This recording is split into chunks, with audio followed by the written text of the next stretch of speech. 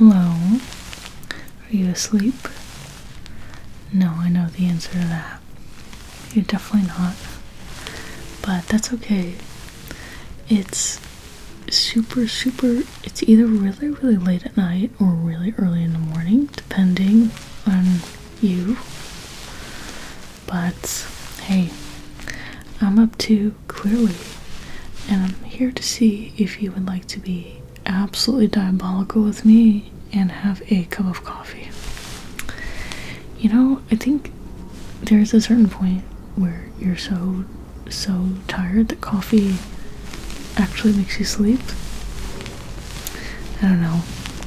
I could be making that up. But can you be persuaded by finding out that it's chocolate flavored coffee? I don't know how they do that. I don't know if they put it in the bean. How do they get the flavor inside the bean? I've always wondered this about wine too. How do they get flavors inside the grapes and the beans? Yeah, I don't know. But I'm having a cup of coffee. If you want some, I have a French press on the floor. You want me to see? Try some of this.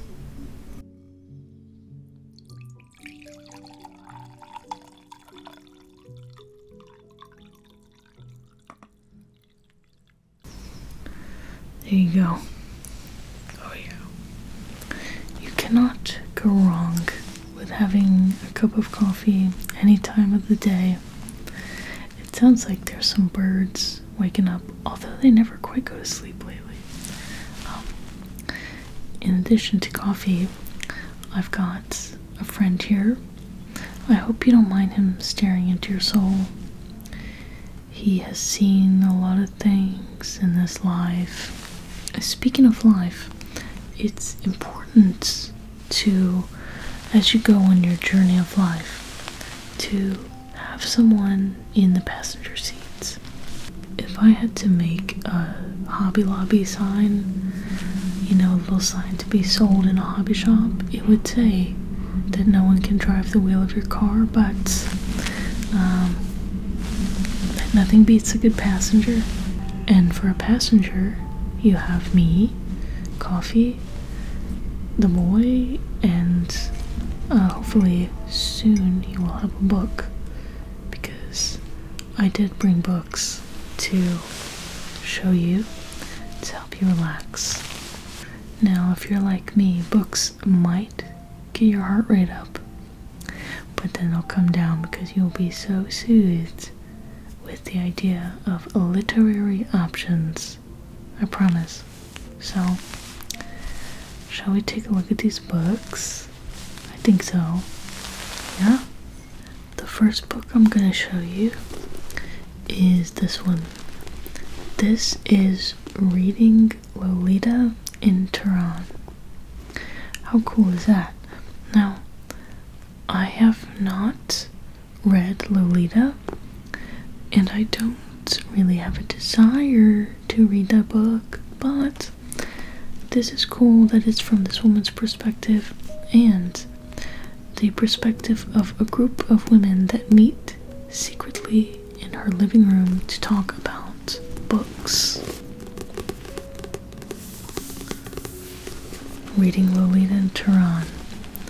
This says that every Thursday morning in a living room in Iran over tea and pastries.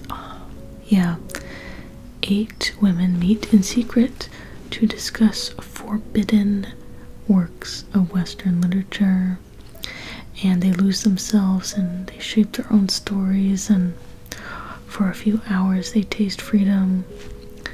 How amazing is that?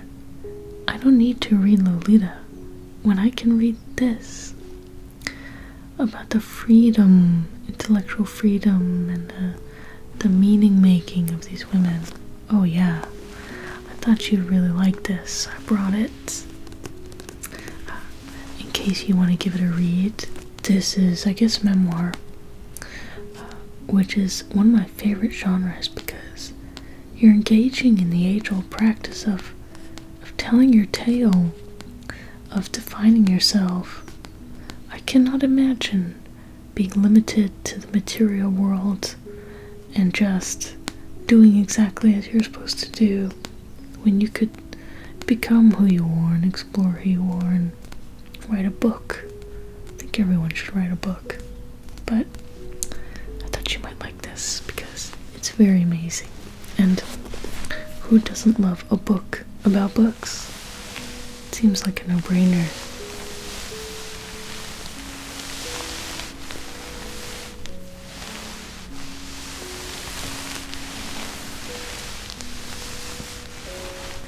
The next book I brought for you to look at, this really caught my eye, and it has a little bit of a scary cover. This is Kaputt. I think that's how you say it, Kaputt. This is by Curzio Malaparte.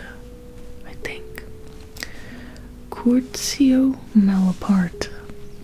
I'm still working on pronouncing some names, but at first the cover really creeped me out, and I walked past this book and I thought, I'm not gonna get it, because I judge books by their covers often. But then, like all creepy things, it kind of stayed with me. I'm a big fan of horror. And so I came back and I got it. And it seems really interesting. I also, tangent, I watched the movie Weapons recently. Talk about a horror movie. Incredible. I'm so happy to see that genre just soar recently. This is not that. This is a work of nonfiction. And engages in a different kind of darkness, which I will share. So maybe if you're like me, this might interest you, but Curzio Malaparte was a disaffected supporter of Mussolini with a taste for danger and high living, kind of like you and me.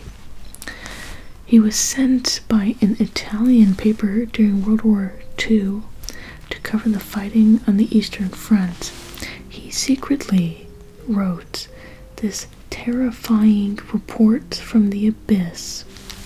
It tells of the siege of Leningrad, of glittering dinner parties with Nazi leaders, and of very scary things in Romania, is what I'll say for that. This says that he paints a picture of humanity at its most depraved. Wow, so a bit different, also kind of a reflective, darker look, something secret. This book, reading Lolita, also a bit kind of secret, this a bit kind of secret, but of course this with very, very, very dark themes, although this book, reading Lolita, also has some darker themes. But this seems very fascinating, doesn't it? Yeah, Kaputt. I am a huge fan of these editions. What are these? NYRB. Really like that. Margaret Atwood is quoted on the back as an endorsement. And just seems like a good option, so I brought it for you to check out if you want it. How are you doing? Are you still comfortable? Yeah, you enjoying coffee? Good. Hope you're feeling more relaxed. Okay. You want to see book number 3? Let's go book number 3. This is kind of a bigger one. Oh, but super kind of floppy and good feeling in the hand. This is Solenoid. I think this author's name, Mircea Cartarescu. This is very difficult for me to pronounce, but Mircea Cartarescu, I think. Romanian author. Yeah. This book, if you like a winner, it's a winner of the Dublin Literary Award and the Los Angeles Times Book Prize for Fiction. So international winner. this says the International Booker Prize 2025 long listed. So, nice and thick. I had a friend read this, said it was good. And it says, based on Cartarescu's own experience as a teacher, shout out teachers of the world, Solenoid submerges us in the mundane details of a diarist's life. Love that, more diary. And spirals into an existential account of history, philosophy, and mathematics. That's like jackpot when 3 cherries line up and it's like bing, bing, bing. History, philosophy, mathematics.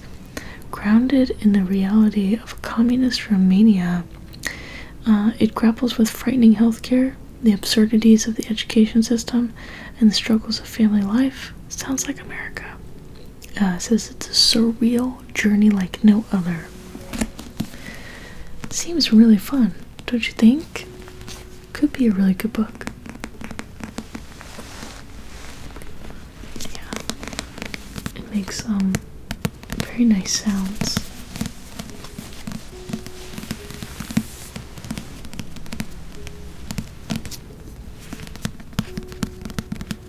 Check out this quote from the New York Times.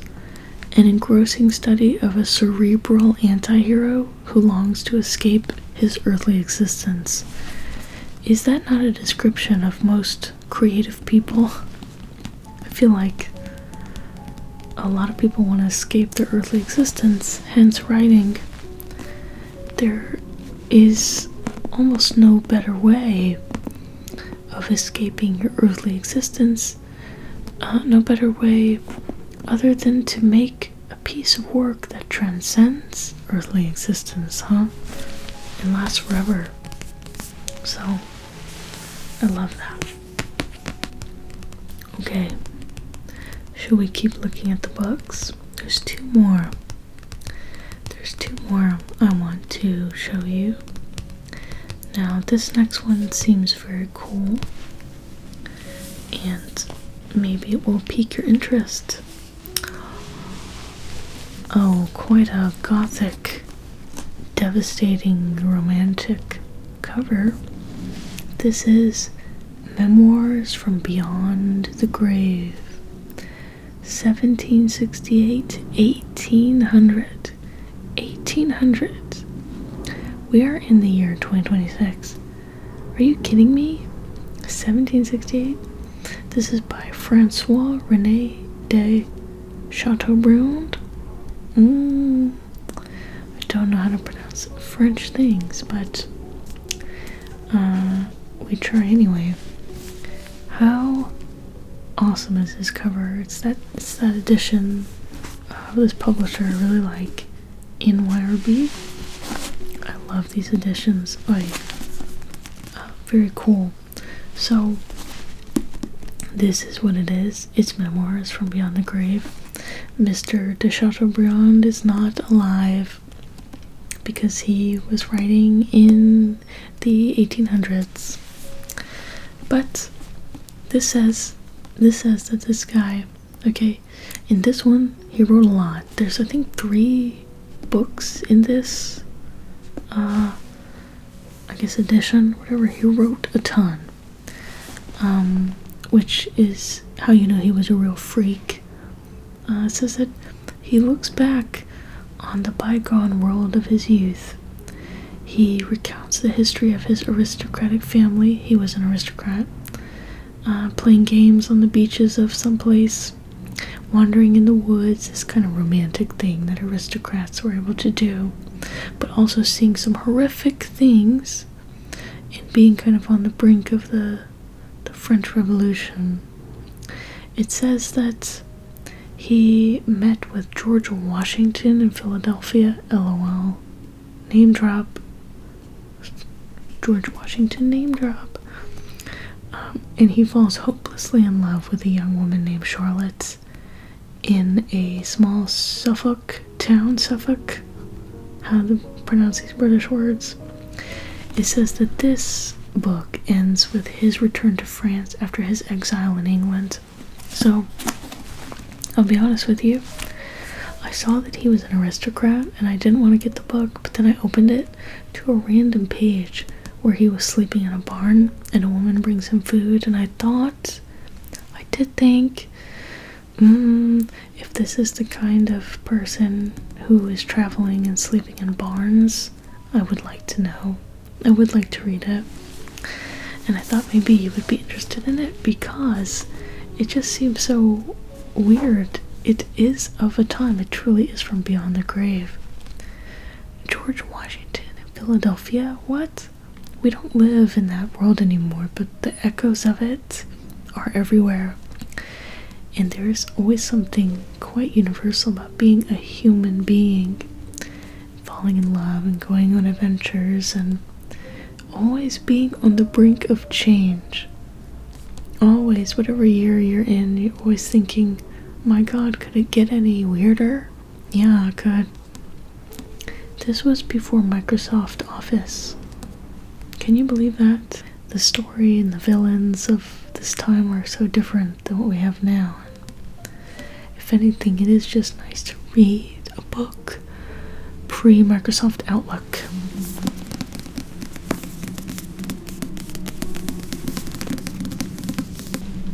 We also get the sound of the train coming. Isn't that nice? Yeah. There's not many trains this time of the day, so it's really nice to hear them. And they're passenger trains. So I like to think of the kind of sleepy people on the train. There's probably not many on there. Yeah, love the train. Isn't that relaxing? Oh, look, now a plane. There's probably more people on that plane. Okay. Are you ready for the last book? Yeah. Then you can see maybe which one you want to read. I got for you a classic because I thought maybe you'd be interested in it. This is Marcel Proust's In Search of Lost Time, Volume 1. I mean, this is the book of books. This is the author that other authors talk about.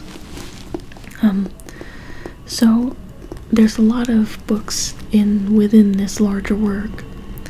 But this says this is one of the great novels of childhood, depicting the impressions of a sensitive boy, I love that, regarding his family and neighbors, brought dazzlingly, it's a mouthful, back to life by the famous taste of a Madeleine, or Madeline, you know those cookies?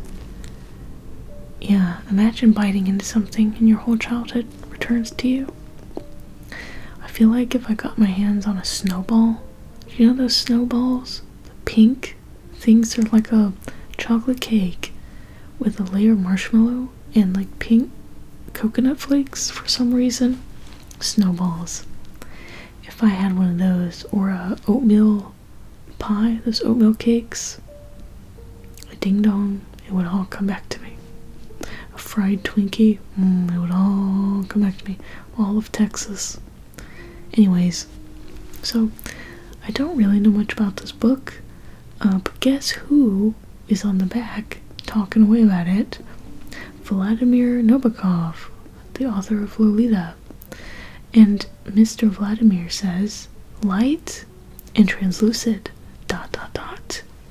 A treasure hunt where the treasure is time and the hiding place the past. I don't know what the heck that means, but okay. Sounds profound. You know what else? Surely the greatest novelist of the 20th century, says the Sunday Telegraph.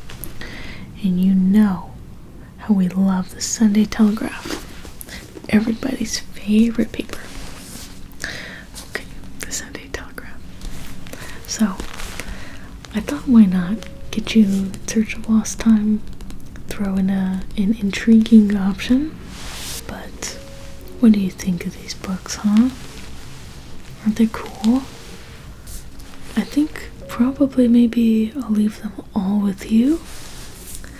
But perhaps we can put this one reading Lolita in Tehran and Memoirs from Beyond the Grave.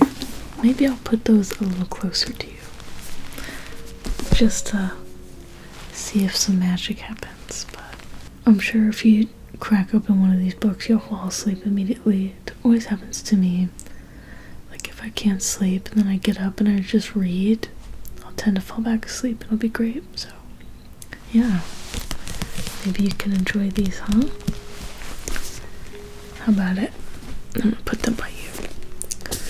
Whichever ones you don't pick, I'm gonna come back and check on you and sneak one so that I can read and fall asleep too. But I will leave you with your coffee. I will leave you with these good books, and I figured maybe he might like to stay with you. You know, he's a huge freak, but he seems a little sleepy today, so I'm sure he won't give you too much trouble, you know? Okay, so I will leave him with you, and I will come back, check on you in a bit, and steal one of these books. Yeah? Okay. You rest well. You rest well, and I will see you very, very, very soon. Good night.